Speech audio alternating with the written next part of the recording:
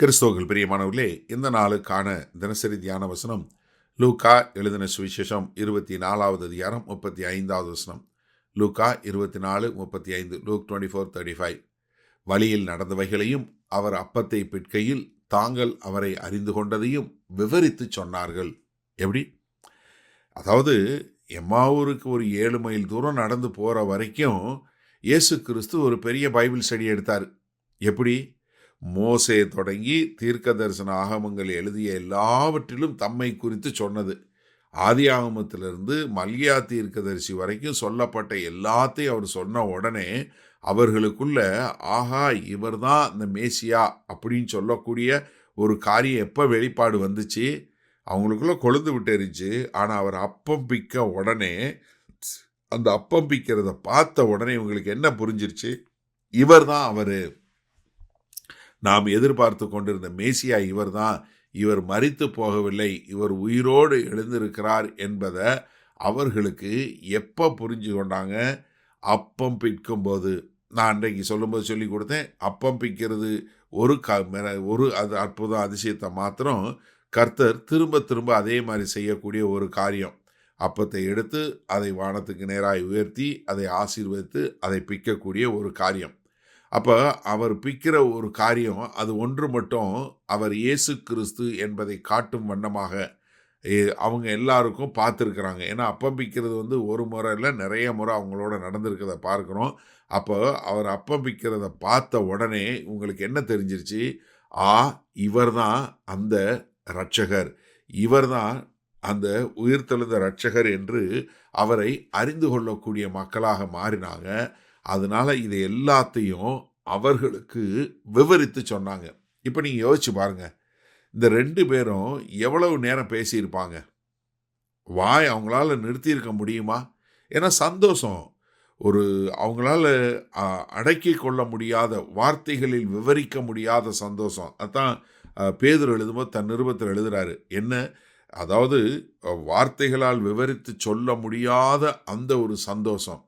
அப்போ நம்ம பார்க்கும்போது என்ன தெரிஞ்சுக்கொள்கிறோம்? இவங்க 2 பேருக்கும் அப்படி சொல்ல முடியாத ஒரு சந்தோஷம். அதனால அவங்க என்ன, இந்த 11 பேருக்கும் ஐயோ இயேசு எங்களுக்கு தரிசனமானார், இதை பற்றி சொன்னார், அதை பற்றி சொன்னார், ஆனால் நாங்கள் தெரியாமல் மாதிரி இருந்தோம், கடைசியில் அவர் அப்பம் பித்த உடனே எங்களுடைய கண்கள் திறக்கப்பட்டுச்சு, அதனால தான் நாங்கள் திடுதிடுன்னு ஓடி சேர்ந்தோம், நாங்கள் திரும்ப வந்தது காரணமே உங்கள்கிட்ட சொல்கிறதுக்காகத்தான் அப்படின்னு சொல்லி நிற்காம கர்த்தர் செய்த அந்த ஒரு பெரிய ஒரு காரியத்தை, அவர் உண்மையிலே ஜீவிக்கிற தேவன் என்று சொல்லக்கூடிய ஒரு மன தைரியத்தோடு சந்தோஷத்தோடு, அவங்களால அடக்கி கொள்ள முடியாத, வார்த்தையில் விவரிக்க முடியாத ஒரு சந்தோஷத்தோடு அவங்கக்கிட்ட எல்லாத்தையும் விவரித்து சொல்லக்கூடிய ஒரு காரியம். என்ன ஒரு ஆனந்தம் இருந்திருக்கும், சிந்திச்சு பாருங்க.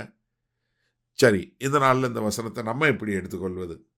இன்றைக்கு நிறைய கிறிஸ்தவங்கிட்ட இது இல்லாததான் ஒரு பெரிய ஒரு காரியம். கர்த்தராகிய இயேசு கிறிஸ்து உங்களை சந்தித்து உங்களுடைய வாழ்க்கையை மாற்றினாரே, அதை குறித்த சந்தோஷம் உங்கள்கிட்ட இருக்கா? சிந்திச்சு பாருங்க ஒரு நிமிஷம். நீங்கள் இயேசு கிறிஸ்துவை குறித்து சொல்லும்போது உங்களுக்குள்ள அப்படிப்பட்ட ஒரு பக்தி வைராக்கியமோ, அப்படிப்பட்ட ஒரு உந்துதலோ, அப்படிப்பட்ட ஒரு ஆவிக்குரிய காரியமோ உங்ககிட்ட இருக்கா? சிந்திச்சு பாருங்க. நிறைய பேர் என்ன, ஏசு ஓகே ஏசு, ஆமாம் நான் கிறிஸ்தவன் தான், என்ன வாழ்க்கை பிரதர், இப்படி தான் சொல்கிறாங்க. சிந்திச்சு பாருங்க. ஏதோ ஒரு காலகட்டத்தில் உங்களுக்கு எப்போவுமே ஒரு மாம்ச பிரகாரமான தேவை இருக்க தான் செய்யும். அந்த தேவை போகவே போகாது.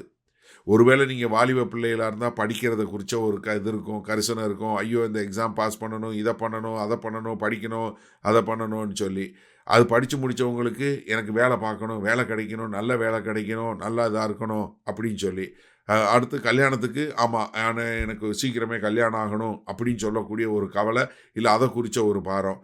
கல்யாணம் ஆனதும் என்ன, எனக்கு இன்னும் சம்பளம் கூட வேணும், எனக்கு ப்ரொமோஷன் வேணும், எனக்கு பிள்ளை வேணும். சரி, பிள்ளை வந்த உடனே பிள்ளைக்கு நல்ல ஸ்கூலு வேணும், அவங்களுக்கு தேவையான இது வாங்கணும், நாங்கள் போகிறதுக்கு ஒரு வாகனம் வேணும், இருக்கிறதுக்கு ஒரு வீடு வாங்கணும். அப்போ யோசிச்சு பாருங்கள், எப்போவுமே நம்மளுடைய சரீர பிரகாரமான தேவைகள் இருந்து கொண்டே தான் இருக்கும். அதில் எந்த விதமான மாறுபாடான கருத்தும் கிடையாது. ஆனால் நம்ம வாழுகிற வாழ்க்கை எப்படிப்பட்ட வாழ்க்கையாக இருக்கிறது? சிந்திச்சு பாருங்கள். நம்ம வாழுகிற வாழ்க்கை ஒரு சந்தோஷமா, நான் பரலோக வாழ்க்கை வாழுகிறேன், எனக்கு பூமியில என்னென்ன தேவையோ அதையெல்லாம் கர்த்தர் சந்திப்பார்ன்னு சொல்லி ஒரு சந்தோஷமான வாழ்க்கை இருக்கு. அவங்க வாயை திறந்தா கர்த்தர் செய்கிற ஒரு அருமையான, நல்ல, சந்தோஷமான, சமாதானமான சாட்சிகளை கேட்க முடியுதா? சிந்திச்சு பாருங்க ஒரு நிமிஷம். ஏன்னா கர்த்தர் செய்கிற ஒரு அவ்வளோ பெரிய ஒரு உற்சாகமான காரியத்தை நம்ம சொல்றோமா? அப்போ நம்ம வாயிலிருந்து வரக்கூடிய வார்த்தை ஒரு சந்தோஷம் நிறைந்ததாய், மற்றவர்களை உற்சாகப்படுத்தக்கூடியதாய், மற்றவர்களை ஊக்குவிக்கக்கூடியதாய் இருக்கிறதா? அப்போ நமக்குள்ள அந்த சமாதானம் எங்க? நமக்குள்ள அந்த சந்தோஷம் எங்க? கர்த்தர் இன்றைக்கு உங்களுக்கு ரட்சிப்பின் சந்தோஷத்தை கொடுத்து, அந்த சந்தோஷம் எப்போதும் உங்களை விட்டு போகாதபடி நீங்கள் காத்துக்கொள்வீங்களா?